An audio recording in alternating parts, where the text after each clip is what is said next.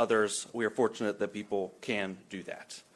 The FBI, the Mint Hill Police Department, the New York Police Department worked around the clock on this matter, not just building a case for us, but surveilling the subject and making sure the public was safe at every moment, including Christmas Day. They worked around the clock on this, and I very much appreciate it.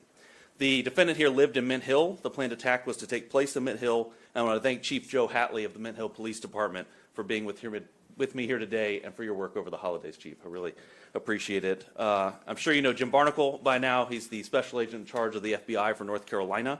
The FBI worked tirelessly on this case, and I can't thank you enough for that. FBI agents spent their Christmas Day surveilling a subject so that families in Charlotte and Mint Hill and Western North Carolina could spend their day celebrating with their families, and I'm very thankful for that. That is true public service. If you see a police officer or an FBI agent, please thank them for spending their holidays on this so that we all could spend our holidays with our families. I also want to thank the prosecutors in my office who also worked over the holidays getting a search warrant and an arrest warrant and making sure that the public was safe and that this terrorist attack was foiled. The defendant here is an 18-year-old named Christian Sturdivant. He has been planning this attack for about a year, but he's been planning an attack for far longer than that. He was planning this attack in support of ISIS, and we have charged him with attempting to provide material support to a foreign terrorist organization, that organization being, of course, ISIS. Now, this is still very much an active investigation. We had to act quickly here to protect the public, so we are light on details, but we'll tell you as much as we can, and Mr. Barnacle will probably tell you more than I will about those charges, but I thought I would give you an overview of what's in the federal complaint and the charges that we charged. So Mr. Sturdivant started on the internet. He started reading ISIS material, started going to ISIS websites, making TikTok videos, and eventually reached out to what he thought was a member of ISIS. In reality, was an undercover agent with NYPD in New York. He pledged his allegiance to ISIS with that undercover agent, and he disclosed his plans to, quote, do jihad soon. He then met a second undercover with the FBI, who he also thought was an ISIS participant, and he started to be very specific with his plans.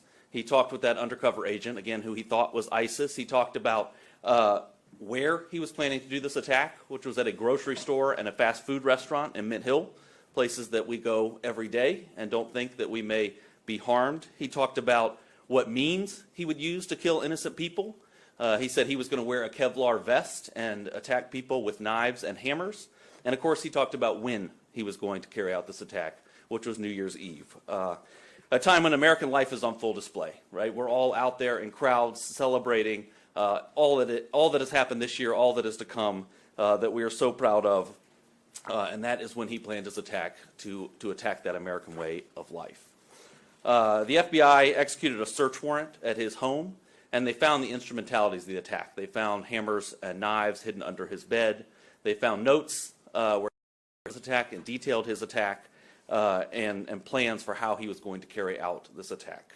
It was a very well-planned, thoughtful attack that he had planned and that was fortunately foiled here. He was preparing for jihad, and innocent people were going to die. And we were very, very fortunate they did not. But the fact that along the way, in this extensive planning of this attack, he encountered not one, but two undercover officers should make the public feel very, very good and very safe. Because law enforcement is out there every day, and we know they have a lot to do. But they have people out there making sure that as people plan these terrorist attacks, they have stops so they find it. And they did find it here. And on Christmas, while we were all opening presents, they were sitting in a driveway making sure that the public was safe. And we're very, very appreciative of that. Mr. Sturdivant was arrested on New Year's Eve, the day he planned his attack. Of course, it did not become public today. It has been under seal until today. He made his initial appearance in federal court this morning, about an hour ago, and this case is now moving through the judicial process. So he will have a preliminary hearing after that and a detention hearing, and of course we will seek that he remain detained, but that's up to a federal judge on that issue. He faces a statutory maximum sentence of 20 years. But as I always tell you, every individual defendant gets a sentencing hearing where a judge takes into account a host of factors under the United States sentencing guidelines. They look at that individual defendant. The judge, he or she, looks at that individual defendant and makes a decision on sentencing. So we don't know what the ultimate sentence will be here. Originally, and I think it is notable, as part of their efforts, the FBI took Mr. Sturdivant to a state magistrate judge to try to have him involuntarily committed. And that was because he had threatened not only other people's lives, but in the process said that he planned to die by a policeman shooting him. So he had threatened other people's lives and self-harm, but the state magistrate judge denied involuntary commitment. Fortunately, the FBI did not give up then and continued to build a federal case and get the evidence they needed to charge him and detain him and keep everyone safe on New Year's Eve. And I'm very, very thankful for that because countless lives were saved here. On New Year's Eve, everyone is at the grocery store. We're all buying the things we need to celebrate, and we could have had a significant, significant loss of life and significant injury here. So we will be here at the federal level dedicated to making sure the public is safe like we were in this case. And I know that there's a lot that goes on behind the scenes that's never public for investigative reasons, and it's very it brings me satisfaction to be able to tell the public what law enforcement is doing when you don't know it and what's going on behind the scenes to keep everyone safe. So with that, I will turn it over to Special Agent in Charge Barnacle, who can tell you a little bit more about the details. Thank you, Mr. Ferguson, and thank you, Chief Hatley from the Mint Hill Police Department for your partnership in this investigation. My name is James Barnacle. I am the Special Agent in charge of the FBI here in North Carolina.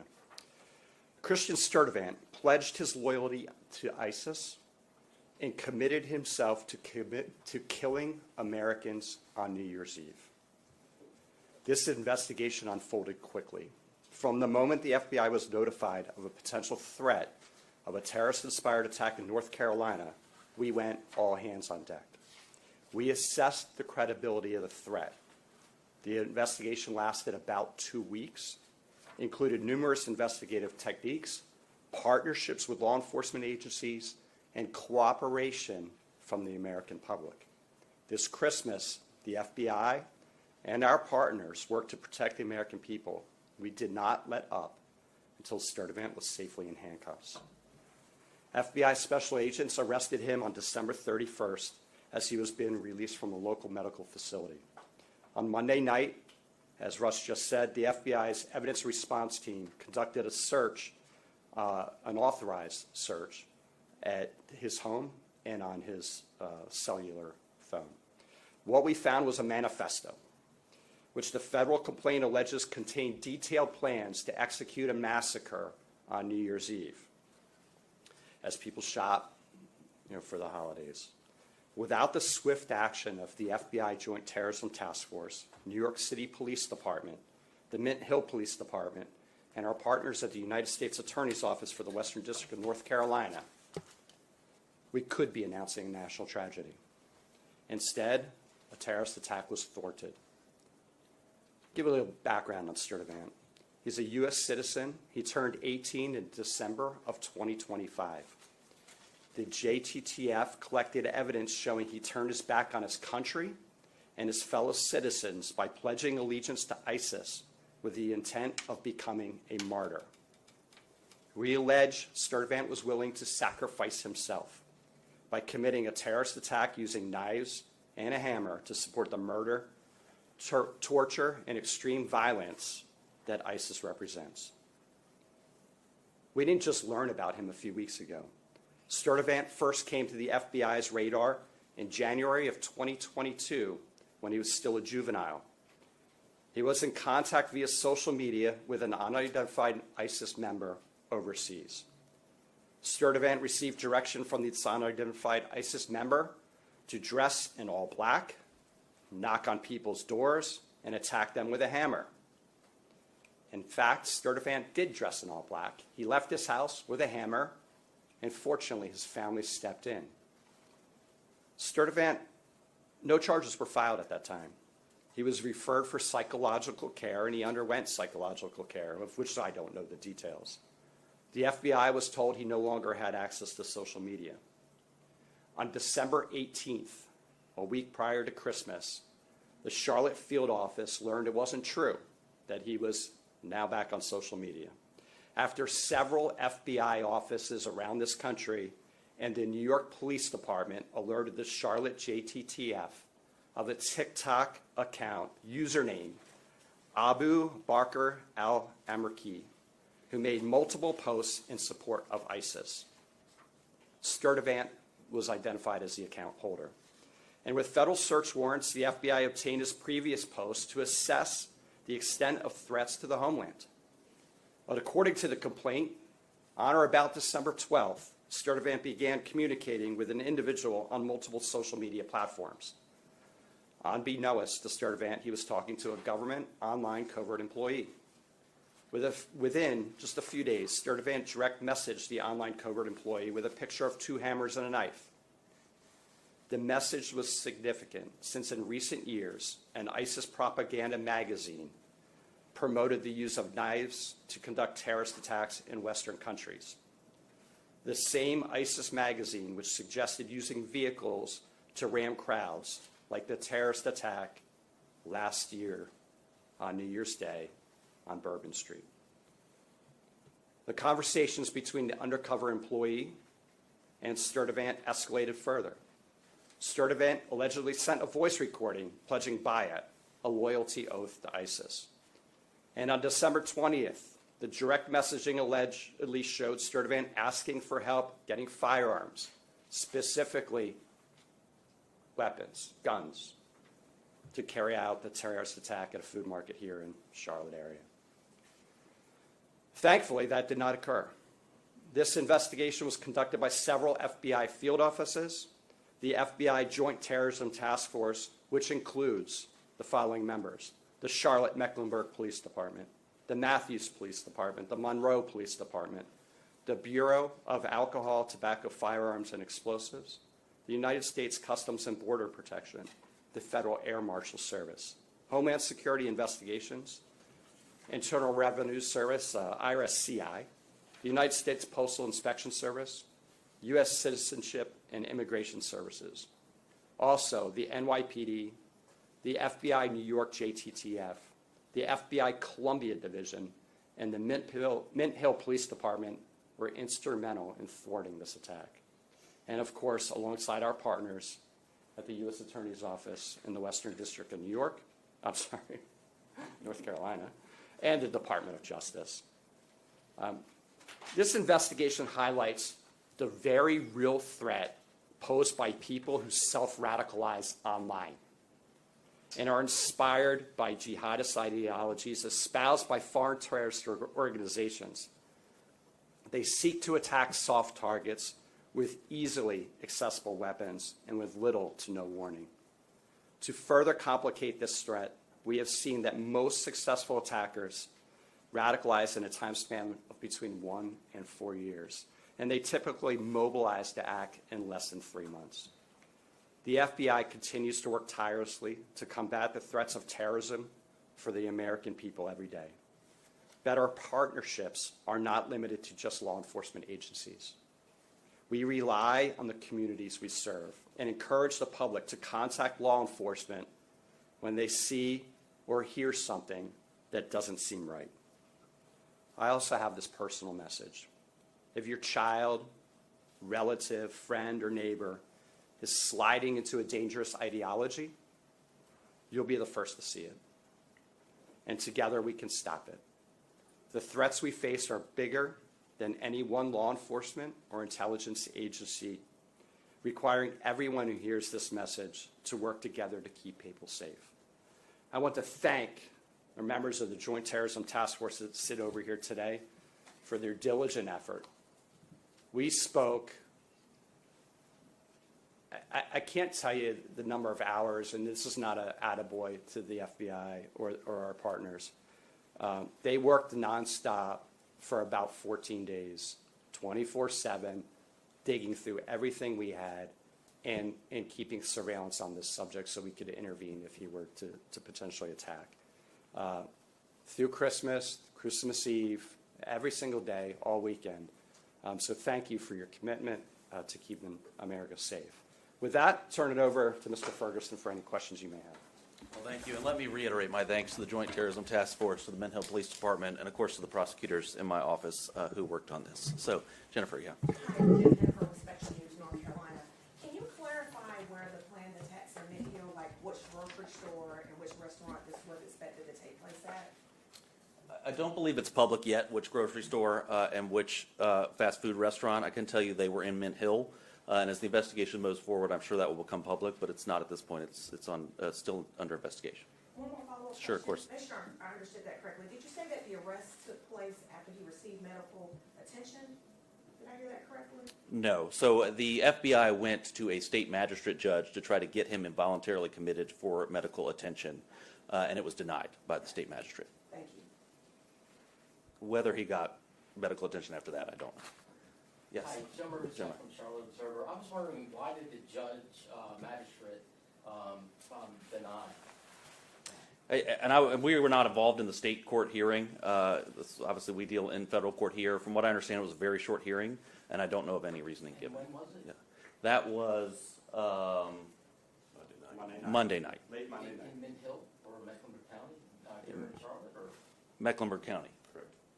thank you. Hunter, yeah. Hunter with Channel 9. Following up on that, Burger King is listed in the actual document with a grocery store nearby. The only grocery store nearby is Harris Teeter. Is that confirming it? So the subject worked at Burger King.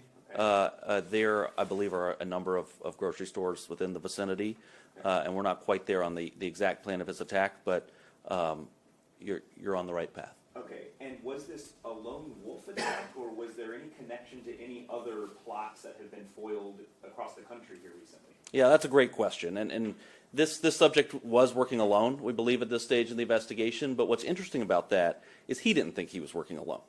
He had contacted two different members that he thought were ISIS and working with him, obtaining firearms for him. They happened to be undercover agents, so he was working alone, but it wasn't his intention to work alone. So, yeah, Katie. Russ Katie with WBTV. You mentioned the grandfather had tried to prevent an attack before. Were they aware of his recent posts on social media? Did they know anything about his recent planned attacks at all from your investigation? I don't have any indication the grandparents were aware of the social media posts. What we do know is that the grandfather secured the knives in the home, secured the hammers, tried to make sure that Mr. Sturdivant did not have them, and yet when we executed the search warrant, they were found under his bed. Thank you. Jen. Jen Correa from Queen City News. Just wondering if the grandparents are going to be facing anything or if they're cooperating with you on this. Obviously, they knew something was up, but did they do enough to be okay? That's a great question. The grandparents have been interviewed, and our investigation's ongoing, and we'll see where it goes. But right now, and especially in the very urgent part of this, we've been focused on Mr. Sturdivant. Hunter, yeah. In here before that 2022, where he went out to try to stab neighbors and his grandfather stopped him, it said that before that he had pledged allegiance to ISIS. Is there any reason why he wasn't charged? I know he was psychologically examined, but why didn't he face any charges? Yeah, Pledging an oath? it's a great question. That was, and I'll let you weigh in on this too. I'll note that he was a juvenile at that time. He was 14, and I do think we're very fortunate he was 18 now because it makes it a whole lot easier to bring charges. I think you had something to add. No, I think that covers it. Okay. Thank you. Yeah, Diane. Sorry, just following up on that too. Was that something known at the time in 2022 that he was trying to stab or kill a neighbor, or was that determined at a later investigation? No. The FBI opened an investigation under Mr. Sturdivant in January of 2022. And we conducted a logical investigation. The case agents actually are sitting here today. And these same case agents picked up the investigation a couple weeks ago. Are you all considering any other charges as well? We're always considering additional charges. And so in this case in particular, because this is a very early and an ongoing investigation, we are certainly investigating and looking at other charges, whether that's a firearm charge or some other charge. Right now, we feel confident we have this charge, which is attempted material support of ISIS, but we'll see how the investigation unfolds from here. Thank you. Yeah, definitely. Hunter. I have a question for Chief. Of Hackett, course. if you would. Certainly. I mean, we see this in parts of our country, but you never think it's your own city. This is Mint Hill that is now a thwarted ISIS terrorist attack. What are your thoughts on all of this? Truly, I believe that's everyone's famous last words. It's never going to happen here. It will never, that can't be my neighbor. It can happen anywhere. Yeah, Diane. I know that he spoke with two undercover agents. Did he actually ever have any interactions, do we know of, with actual members of ISIS or terrorists or anything like that?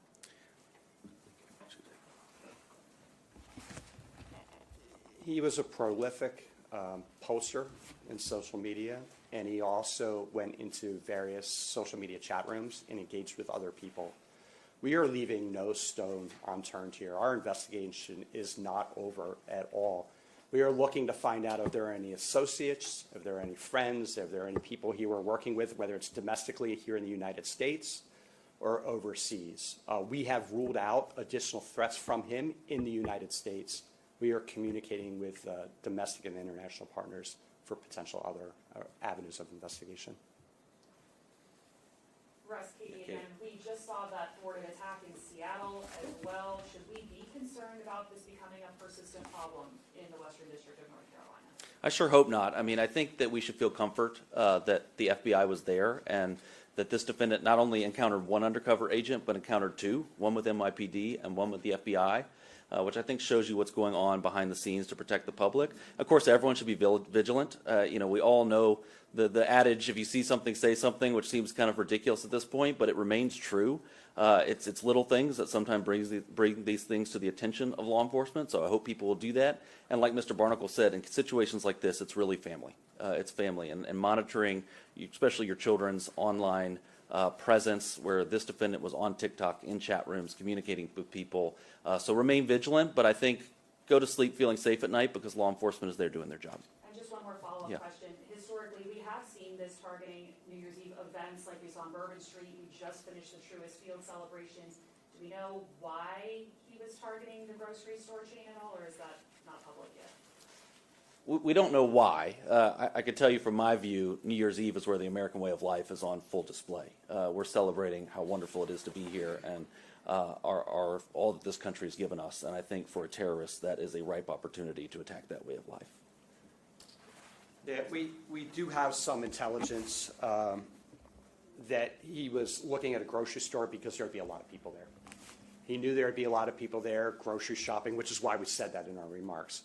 He was looking for a high-profile place. There's a couple grocery stores in Mint Hill. He wasn't set on just one. He was looking at multiple, whichever one had the most people in it. Yeah. Dana King with the Indiana. NBC. So you mentioned that he was arrested on New Year's Eve, right? Correct. What was the, I guess, setup for, because, I mean, if the attack was planning to happen on New Year's Eve and he was arrested, then what was the setup there to prevent that? So we had multiple plans in place to make sure he was not a free man on New Year's Eve and could not cause public harm. And so that included the seeking an involuntary hold for mental health purposes, which was denied. Ultimately, the arrest was made on New Year's Eve to make sure that he was safely behind bars on New Year's Eve. We did that by getting a criminal complaint from a magistrate judge late in the evening, a federal magistrate judge, and that's why it set up this process where that was under seal until today. He had his initial appearance. He will still get a preliminary hearing where he could put on evidence to say there was probable cause or not to detain him, and a detention hearing where a judge will decide if he should be detained pre-trial.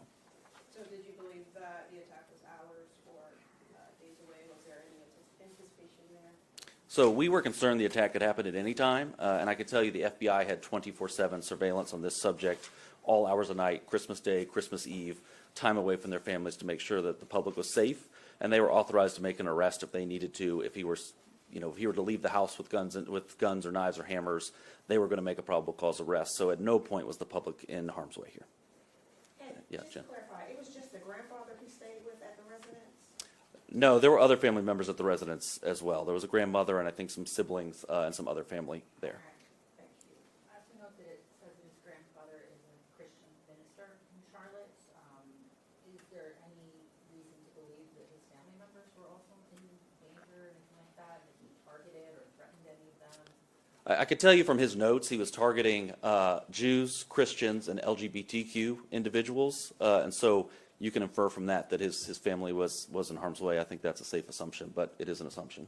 So, yeah, Hunter. Special Agent Barnacle, I know you have been investigating, your office has been investigating him since 2022, but with this recent incident here, or thwarted attack, was it that undercover NYPD officer that really blew all of this up for this latest case and put him back on y'all's radar? Yeah, so let me clarify. When we opened the case in January 2022, we conducted a logical investigation. Once he was seeking mental health services and he was no longer on social media, we closed our investigation. So he was off of our radar. In December, we had contact from FBI field offices, two different offices, well, three FBI field offices, as well as the NYPD undercover. Kind of simultaneous. I'm not sure which came in first, but certainly the NYPD undercover had the most information, the most facts. I think one of our FBI offices came in first. We got that information. We started working it. We opened an investigation. But once we started talking to NYPD and the New York JTTF, we went full steam ahead. And this is a very compressed timeline. I want to say the FBI Washington field office reached out to us at night, and then the following morning we had that call with NYPD. Can you just speak to what you can, how difficult this is to pull this off and thwart an attack like this? Well, the FBI deals with threats every single day. Here in North Carolina, we get hundreds of viable or credible threats to life. And so our agents are really good at mitigating those threats, figuring out if they're credible and if the subject is capable of carrying out that threat. And so we go out and we do an investigation, a logical investigation. We often work with local police departments, and we go out and interview the person that posted different things. This one was different because this one was not only credible, but investigation revealed that the subject was capable of executing this attack. He was training. He was doing push-ups, calisthenics, fitness. He had stolen both of those knives. He hid them in his residence. His family had actively hid knives and weapons from him. He hid them. He wrote a manifest. He stole 2 hammers out of the storage shed and hid them in his house. He reached out to an undercover and requested guns. So all the different things are lining up that, when your hair stands up on the back of your neck, that's not enough to charge. We still got to conduct an investigation. We still have to work with the U.S. attorney and prosecutors, and we still have to have a federal judge agree that there's probable cause to charge. These things are hard to do, but this is what we do. Chief, I have a question for you, if you don't mind. What is your message to the people of Mint Hill today? Again, you guys have been going through a lot within your own department, but what is your message to the community of Mint Hill today? Very clean and simple. Without the collaborative efforts with all the federal, local agency involved, this clearly would have happened. Rest assured that even while you're asleep, law enforcement is still proactively working to keep you safe. I can't put it any clearer than that. Any additional questions? One more question. Yeah. So he was currently working at the Burger King? Yes. that area. From your knowledge, had you heard any type of concerns from employees or anyone in that area where he worked? Were there any type of red flags there as well? Not to my knowledge. No. Okay. Anything else? Well, thank you all. Thank you for covering this, and Happy New Year. Thank you. Happy New Year.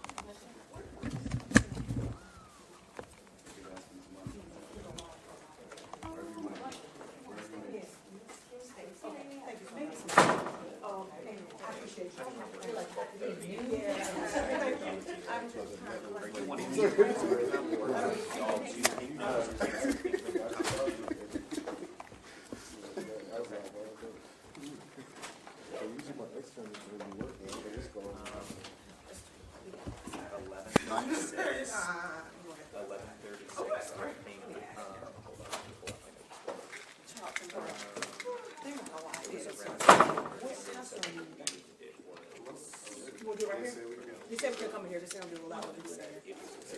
Yeah, she said I could do it in here. I'm gonna tell, yeah, I'll tell them. Yeah, bless my bones. Thank you so much.